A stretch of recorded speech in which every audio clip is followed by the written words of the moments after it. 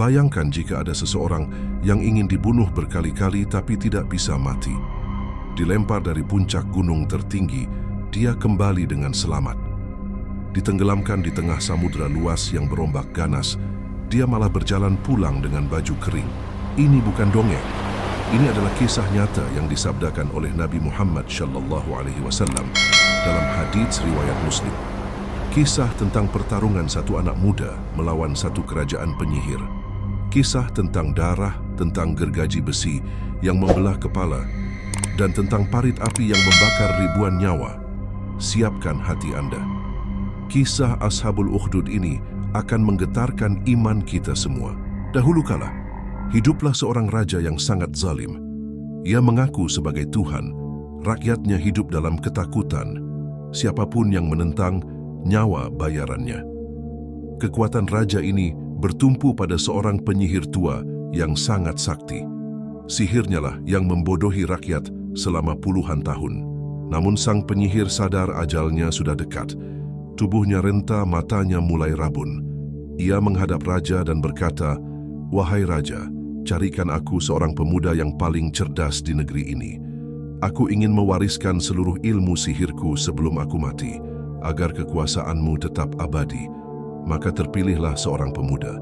Kita sebut saja dia sang pemuda terpilih.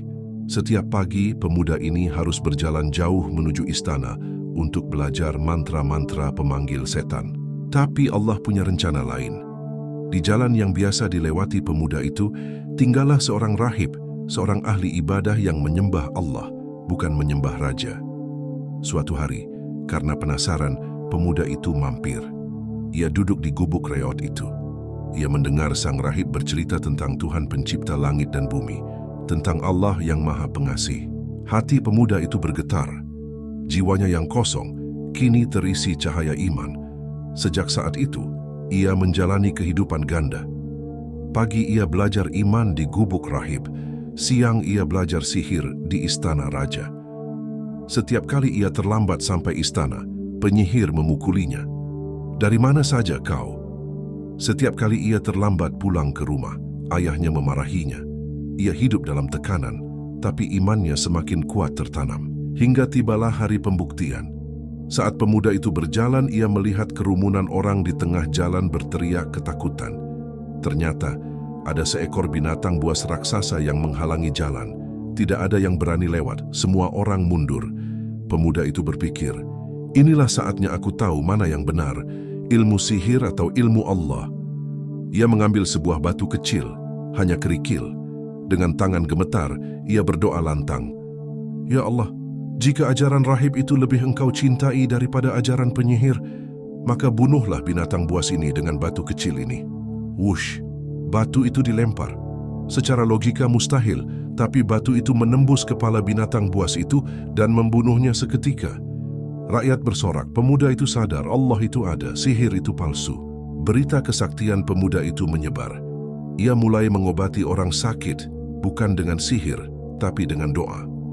Kabar ini sampai ke telinga menteri kerajaan yang buta matanya. Sang menteri datang membawa harta menggunung. "Sembuhkan mataku, semua harta ini milikmu." Pemuda itu menolak hartanya.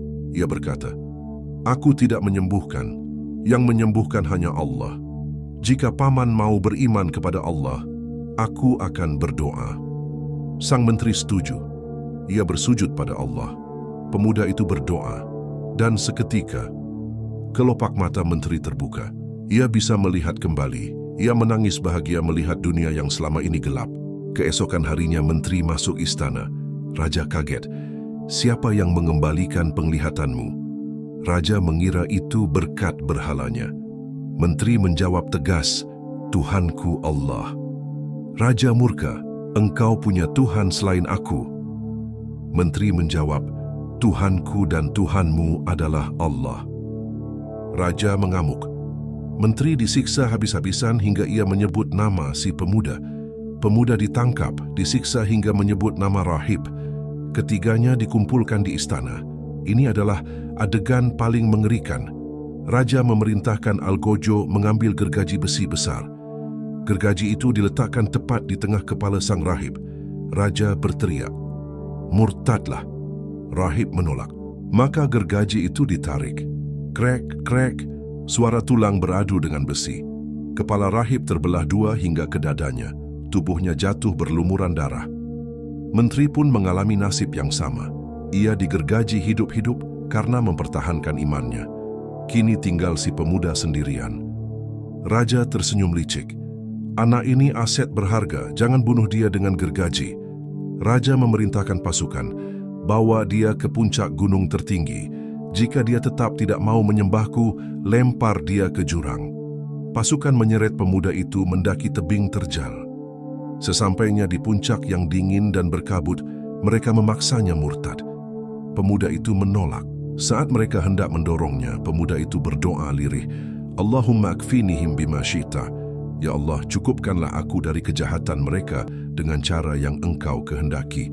Tiba-tiba, boom! Gunung itu bergoncang hebat.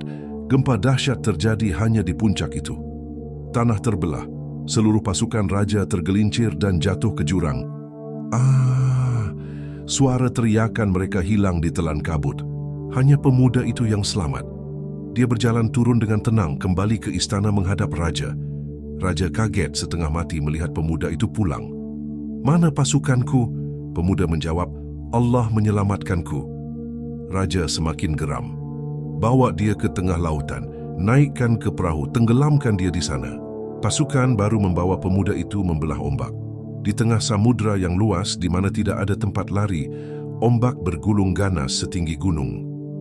Pemuda itu kembali mengangkat tangan, Ya Allah, cukupkanlah aku dari kejahatan mereka. Seketika itu juga, badai datang menghantam. Perahu itu terbalik.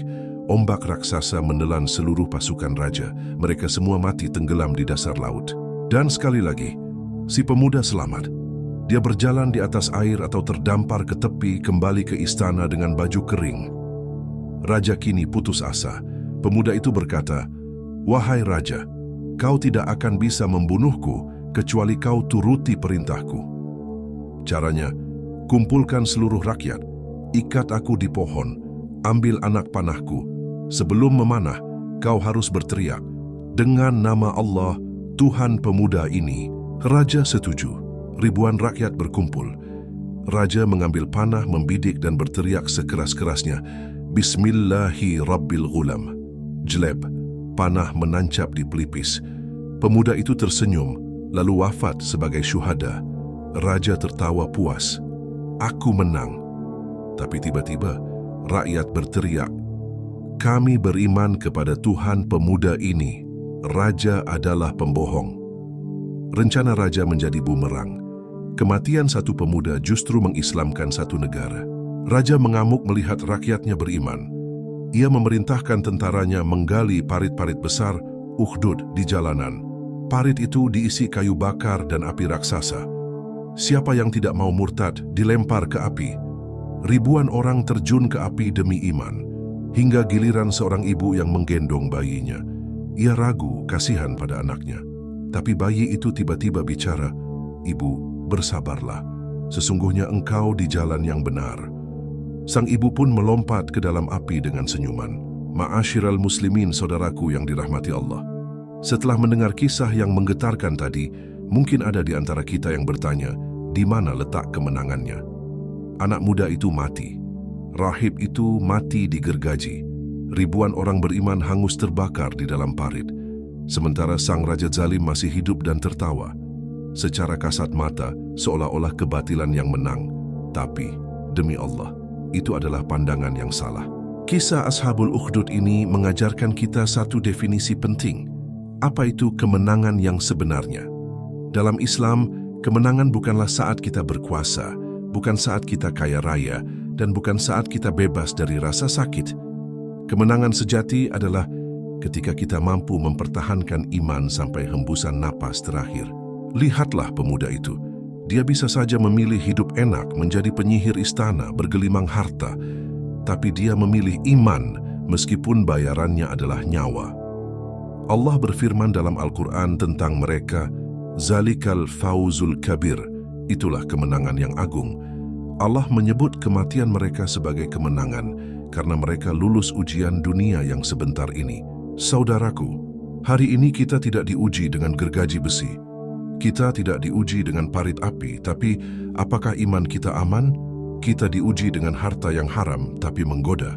Kita diuji dengan jabatan yang tinggi, tapi menuntut kita curang. Kita diuji dengan tontonan yang merusak hati. Terkadang baru sedikit saja rezeki seret, kita sudah mengeluh pada Allah.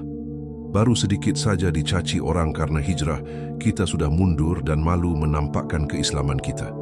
Malulah kita pada Ashabul Ukhdud. Malulah kita pada ibu yang menggendong bayinya tadi. Mereka melompat ke api demi Allah. Lalu kenapa kita melompat ke dalam maksiat hanya demi kesenangan dunia? Kisah ini juga berpesan khusus untuk anak-anak muda. Perhatikanlah, tokoh utama kisah ini adalah seorang gulam, anak muda. Bukan orang tua, bukan tokoh masyarakat. Ini bukti bahwa perubahan besar seringkali dimulai dari anak muda yang punya prinsip. Jika Anda masih muda, jangan habiskan waktu Anda hanya untuk main-main. Jadilah seperti pemuda ini, cerdas akalnya, tapi kuat tauhidnya. Dia sendirian, tapi dia bisa mengguncang satu kerajaan kebatilan. Semoga Allah mengokohkan kaki kita di atas jalannya. Semoga di saat kita wafat nanti, kita tidak wafat dalam keadaan mengejar dunia, tapi wafat dalam keadaan memegang teguh kalimat La ilaha illallah. Ya Allah, jika ujian kami berat, maka kuatkanlah punggung kami, sebagaimana Engkau menguatkan punggung Ashabul Ukhdud. Rabbana atina fid dunya hasanah, wa fil akhirati hasanah, wa qina adzabannar. Wallahu a'lam bishawab.